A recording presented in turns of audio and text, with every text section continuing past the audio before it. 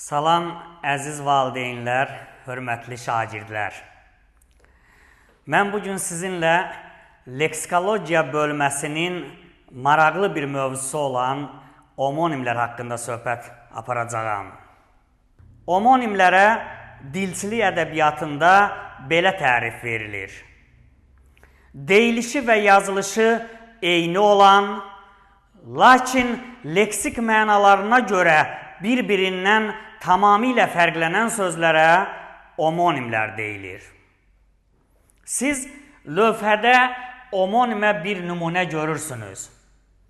Burada mən qaz sözünü, yəni 3 yerdə qeyd etmişəm və bunları ayrı-ayrılıqda indi sizə izah etmək istəyirəm.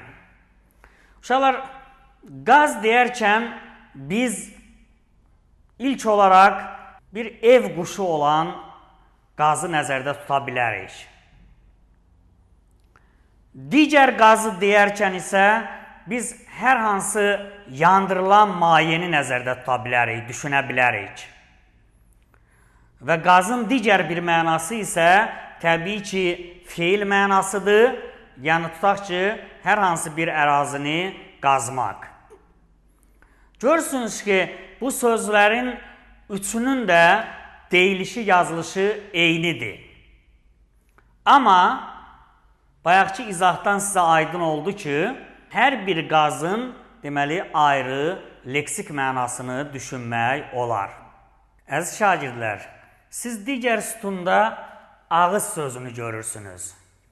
Yəqin ki, siz ağız sözünün çoxmənalı olduğunu artıq bilirsiniz. Çünki bizim keçən dəfəki mövzumuz məhz çoxmənalı sözlər olmuşdu. Amma səbəb nədir? Çoxmənalı sözlərə aid mən yenidən bir nümunəni bura qeyd etmişəm. İstərdim siz baxasınız. Uşaqlar, ağız sözünü də mən 3 yerdə qeyd eləmişəm və üçünün də deyilişi, yazılışı eynidir. Amma keçən dəfəki dərsimizdən də sizə aydındır ki, bu söz çoxmənalı sözdür.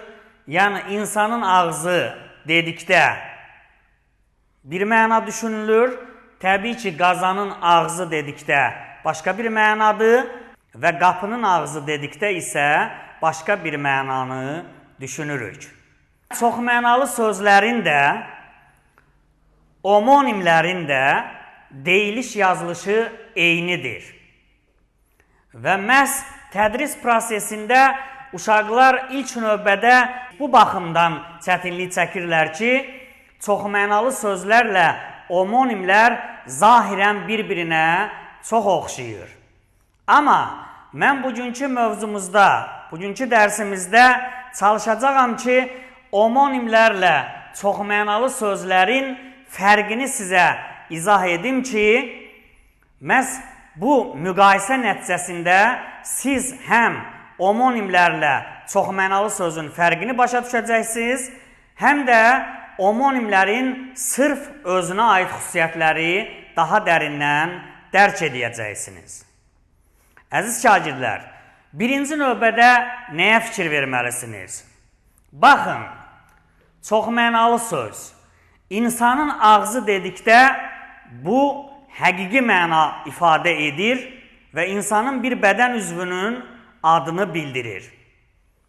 Digər ağız sözlərinə nəzər yetirsək isə, təbii ki, qazanın ağzı və yaxud da qapının ağzı dedikdə bu mənalar həqiqi məna deyil, təbii ki, məcazi məna ifadə etmişdir. Amma gəlin omonimə diqqət yetirək. Bayaq qeyd etdiyim kimi, qaz hər hansı bir ev quşu, qaz yandırılan maye və digər bir qaz feil mənasında işlənən yeri qazmaq. Uşaqlar, diqqətlə fikir versəz, görərsiniz ki, bu mənaların hamısı həqiqi mənadır. Yəni, bunlar real həyatda olan varlıqların adlarıdır. Deməli, ilk olaraq nəyə diqqət yetirməliyik? Biz diqqət yetirməliyik ki, uşaqlar, omonimlərin bildirdiyi mənaların hamısı həqiqi olmalıdır. Çox mənalı sözlərdə isə, bunu mən keçən dərsimizdə də qeyd eləmişdim, mənaların birincisi bəzi hallarda iki mənada ola bilər, istisna hallarda, amma əsasən çox mənalı sözlərdə ilkin birinci məna həqiqi olur, digər mənalar isə ondan törəmə məna olur, yəni məcazi mənalar olur. Çox mənalı sözlərlə omonimləri fərqləndirmək üçün ikinci bir məqama da diqqət yetirməyinizi tövsiyə edərdim. Bu məqam isə əslində elə çox mənalı sözlərlə omonimlərin tərifində öz əksini tapmışdır. Hansı məqamdan söhbət gedir? Uşaqlar, çox mənalı sözlər bir sözün törəmə mənaları sayılır. Yəni, çox mənalı söz neçə məna bildirməsindən asılı olmayaraq, onlar ilkin məna ilə, birinci, həqiqi məna ilə öz bağlılığını saxlayırlar. Ona görə də bir-birinə yaxın məna bildirirlər və həmişə də eyni nitq hissəsinə aid olurlar. Biz yenə də ağız sözünə diqqət yetirək.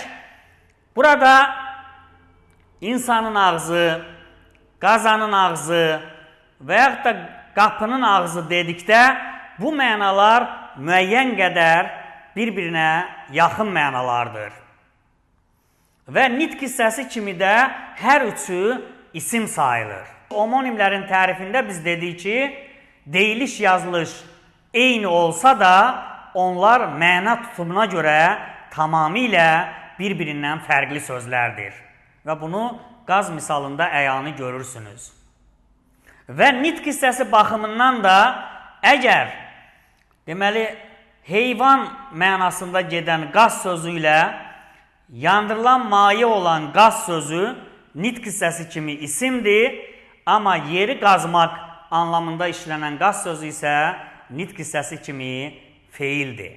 Deməli, buradan digər bir məqam da üzə çıxdı ki, deməli, bir də bu məqama diqqət yetirin ki, çox mənalı sözlər həmişə eyni nitq hissəsinə aid olduğu halda omonimlər həm eyni bir nitq hissəsinə aid ola bilir, həm də təbii ki, ayrı-ayrı nitq hissələrinə aid ola bilirlər. Bəzən çox mənalı sözlərin məna yaxınlığı ilk baxışda nəzərə çarpmır. Amma biz diqqətlə araşdırsaq, onların mütləq məna cəhətdən bir kökdən yarandığını görmüş olarıq. Məsələn, göz sözünə nəzər yetirsək, ilk baxışdan insanın gözü ilə bulağın gözü arasında elə bir oxşarlıq tapmaq olmaz. Amma bir qədər diqqətli olsaq, ən azı onu müşahidə eləyərik ki, insanın gözündən də su gəlir, bulağın çeşməsindən, gözündən də su gəlir. Ümumiyyətlə, çox mənalı sözlər hardasa bu və ya digər dərəcədə bir-birinə bağlı sözlərdir. Ola bilər ki, zahirən bunu biz hiss etməyək. Amma diqqətlə nəzər yetirsək, mütləq bu bağlılığı tapa biləcəyik. Omonimlərlə çox mənalı sözün digər bir fərqi isə lüğətdə öz əksini tapır. Lüğətlərdə çox mənalı sözlərin yalnız bir mənası, yəni həqiqi mənası öz əksini tapır. Təbii ki, izahlı lüğətdə ağız sözünün leksik mənası izah olunarkən, onun insanın bir bədən üzvünün adı olduğu qeyd olunur. Amma təbii ki, digər mənalar orada verilməyəcək. Ona görə həqiqətdə nə qapının ağzı, nə də qazanın ağzı həqiqi mənada yoxdur. Əziz şagirdlər, omonimlərin isə bütün mənaları həqiqidir, yəni real həyatda mövcud olan anlayışları bildirir və buna görə də təbii ki, lüğətlərdə verilərkən hər bir, tutaq ki, qaz sözünü əgər nümunə kimi götürmüşüksə, hər bir qaz sözünün qarşısında onun hansı leksik mənanı ifadə etdiyi göstərilir. Çox mənalı sözlərin bir-birinə yaxın müxtəlif mənaları ola bilir və bu mənalar sayca çox da ola bilər. Yəni, hətta bəzən bir sözün 5, 6, 7, bəzən 10-a qədər mənası olur. Amma bu mənalar nə qədər çox olsa da, onların hansının birinci yaranmasını biz müəyyən edə bilirik. Necə? Təbii ki, uşaqlar, bizə aydındır ki, çoxmənalı sözlərdə nə qədər məna olsa da, həqiqi olan məna birinci yaranmışdır. Yəni, insanın ağzı ifadəsi birinci yaranmışdır ki, sonra ona bənzədərək digər ifadələr meydana çıxmışdır. Və yaxud da insanın qolu ifadəsi yaranmışdır, çünki bu real həyatda var və sonra insanın qoluna bənzədərək ağacın qolu, çayın qolu və yaxud da yolun bir qolu, yəni cığırı mənaları təbii ki, formalaşmışdır.